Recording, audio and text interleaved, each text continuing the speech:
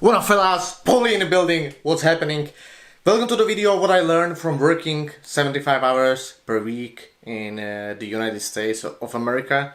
I was working in the USA, I would say like for 4 or 5 months, let's say 5 months, it was approximately 5 months. And how it actually got started is that I was studying IT information technology at my university, and I had a classmate who actually just convinced me that come with me to USA, and we are going to be having, it's called work and travel program. So I went to the USA during the summer, but before that I had to apply for the visa, and I didn't really have to find a job because my friend already had some connections, so I got the job already.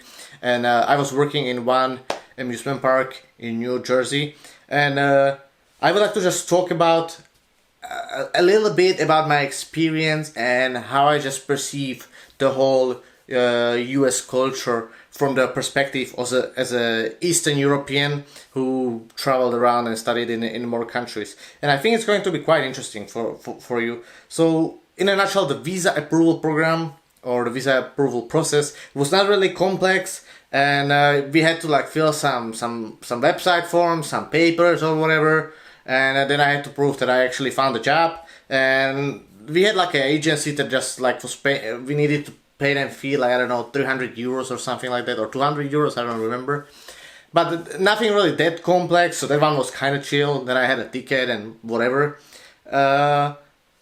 Then once I actually landed in the US, I realized that New York is a totally different story than the rest of the USA. I think New York City is like the whole country within the country. Like the culture between different states is just so different. People from Wyoming are going to be totally different than people from Florida, or stuff, or people from New York. So definitely, I just realized right away that there is just so many different cultures, or also within different states. So after I landed, I went to the amusement park where I was working as a ride operator, and I noticed after a while, as a European, you might have initially like, everything is great in the USA, and yeah, it's the land of milk and honey, but what no one is telling you that the milk is expensive and the honey is not so sweet anymore. So I would definitely say that I just saw that people are struggling the same way that people also struggle in the European Union. And like I would like to talk about the differences, but in a nutshell about my work, I was working 75 hours per week. And I knew that I was going to work 75 hours per week because during the month August we had in the agreement that you can actually take day off, but you are going to lose a little bit of percent of the bonus or something like that. So I actually knew that I'm going to work a lot, so it was not really a surprise for me. And actually I was fine even with working 75 hours per week because I was working as a ride operator, so it was not like that heavy physical job. And come on, like I was 20, like you can handle it, like whatever. Like if someone is people are sometimes working like 60 hours per week and they are already crying. Is like, if it's like a summer job, you can, and for a few months, so you earn some money, like why not? Just like, you gotta handle it, just don't be a crybaby. So it was definitely fine. 75 hours, I was chilling, working 7 days per week. So it was like 11 hours per day. So it's like, yeah, I was just chilling, opening the gates for the little kids. Then they were coming. Then I started the ride, and so nothing really that complex. And what I noticed, what are the biggest points that I would like to actually mention is definitely when I was discussing with my colleagues, is that the healthcare is not public as it is in the European Union, and that is actually quite a big difference in my opinion.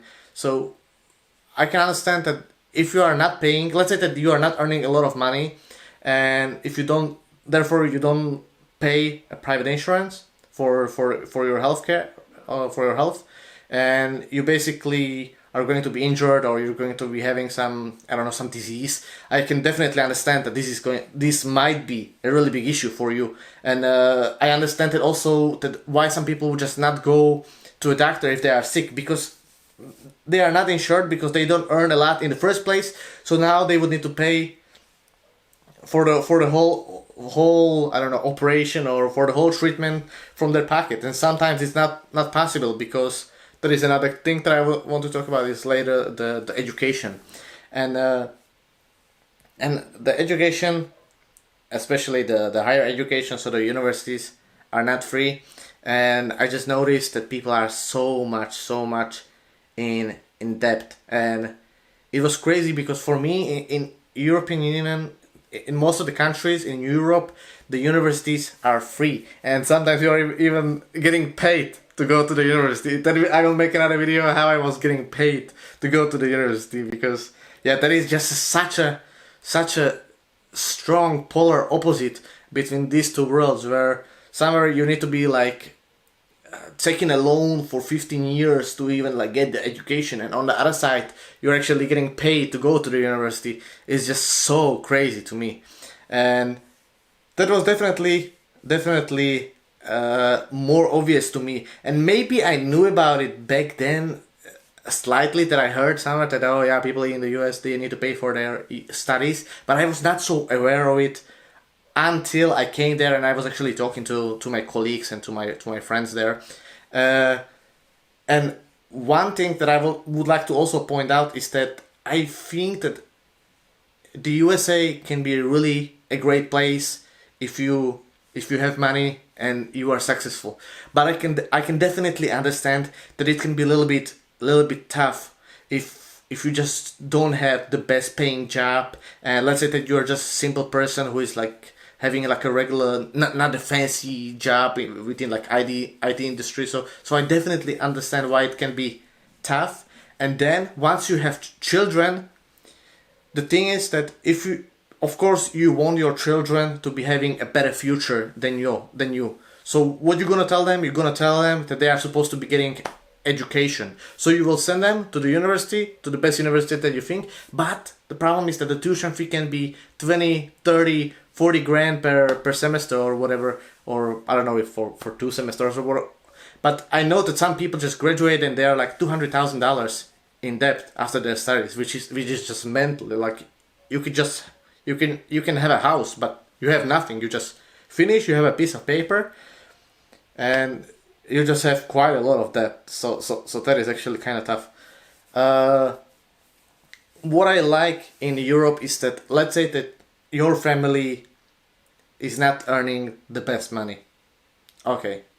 Your father is a relatively simple man, your mom is a relatively simple woman. Regular jobs, nothing really fancy. Let's say like minimum wage, a little bit above minimum wage. In Europe, the good thing is that the education is for free, and therefore if you are willing and you are motivated and you want to just get the education in the high paying fields, STEM fields, electroengineering, information technology, then you are actually you are able to study it for free. And if you are living even close to the university, you don't have to be paying for the dorm. So it's essentially for you almost the same costs like you were studying at high school. And of course you can be having a part-time job during the summer, so you can be then giving a little bit of money to your parents, so you are going to be covering your food expenses, but you are still living with your parents. And you will graduate, and then you can actually just like start earning with this really good degree. And you don't have any debt. And that's the thing, but in the USA, if your parents are poor, they don't have any savings to even pay for your tuition fee, so you are going to be, you just need to pay it yourself, which I think is kind of tough for young people. That's why I would like to just give you my tip, what I would do if I was living in the United States and my parents, let's say that they were not middle class, let's say that they were like a minimum wage or something. I might consider college, but I would consider only the community college and I'm working within information technology industry, so I will do the same. That I will just focus on the information technology industry and get maybe like a bachelor in there. But I think within IT, that's the good thing about information technology, that you don't even need a degree if you're good. Sometimes it's more valuable that you just do these Google certificates. Just Google it if you are not sure what I'm talking about. But Google is actually providing online free courses in like data architecture or databases and some design courses, and you can basically find these courses on Google's website. And these certificates from these courses are actually sometimes even more valuable than if you were studying at the university. And a good thing about these community colleges is that they are usually less pricey. So I don't know, $4,000 per semester, let's say. But it depends on a community college to a community college. But that is definitely something that I would choose. I would definitely say another difference that I saw when I compare the people in Europe and the people in the USA is that the people in USA are much more extroverted, which was a little bit surprising for me, and everybody is like smiling a lot and just like being happy. But what you need to also understand that even though people smile a lot, sometimes the smile is not so sincere, and they are not as happy as they seem to be. And definitely what I saw is that just not everybody who is so nice to you is going to be your friend, of course, but that's how it goes. But I would say that people are more extroverted. Definitely, I would say that it's just like overall, like they seem to be happy, and sometimes they are, but sometimes they are not. So that was actually, yeah. I'm just discussing that.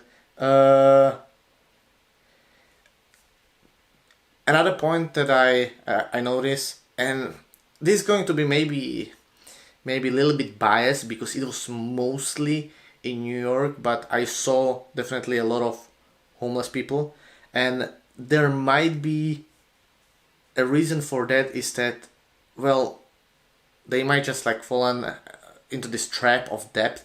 And in Europe, usually if you are if you basically just stop earning money or you are sick, you kind of have this like safety net, with the healthcare, that always they will cover some of your expenses. And of course you are getting some benefits if you're unemployed. I'm pretty sure that there is something also in the USA, but it's a little bit more in the private sector. But I would say that in Europe, in most countries, there is a little bit of safety net that if you fall down, you are able to actually recover. I know that, for example, in Denmark, if you lose your job and you already used your unemployment benefits, there is actually another program that you could be using, and you're going to be still getting like a minimum wage or something, but like 3-4 months per year you are supposed to be working like cutting wood or like cleaning the streets. But it's still good. It's kind of like a safety net, and if you really need it to actually get on your legs back up, then it's a really great opportunity. So I think that because there is not so much safety net, that's why I think there is more homeless people in the US than what I saw in Europe. So that is basically what I saw. So my conclusion, I definitely think that US is amazing country, and you can have so many opportunities. But I definitely can understand that, the life cannot be always so sweet, and sometimes it's not so. So it depends how smart you are. You need to know how to move around, and definitely the opportunities are there, but you need to be just smart. If you're not going to be, if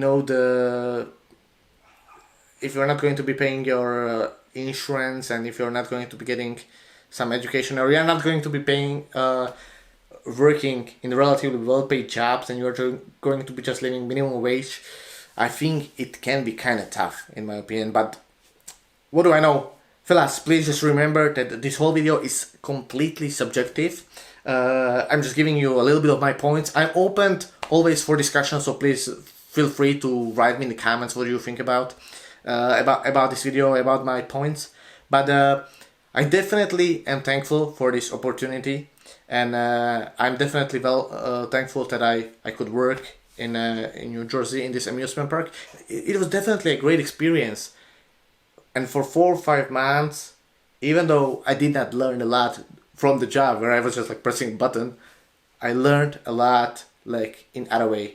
And I also took the money that well, of course I spent some money. You need to live there, you need to buy food in Walmart or whatever, but I definitely saved some money, and later I actually used this money as a capital for covering my expenses for my studies in Europe, which were much lower, mostly just by paying rent and paying food. So that's how I actually, I used the capital that I earned there, and I used it for funding my education, which paid off. Yeah, good. Fellas, please leave a like, leave a comment, subscribe to my channel, write me please down. I am open to the discussion, and see you in the next video.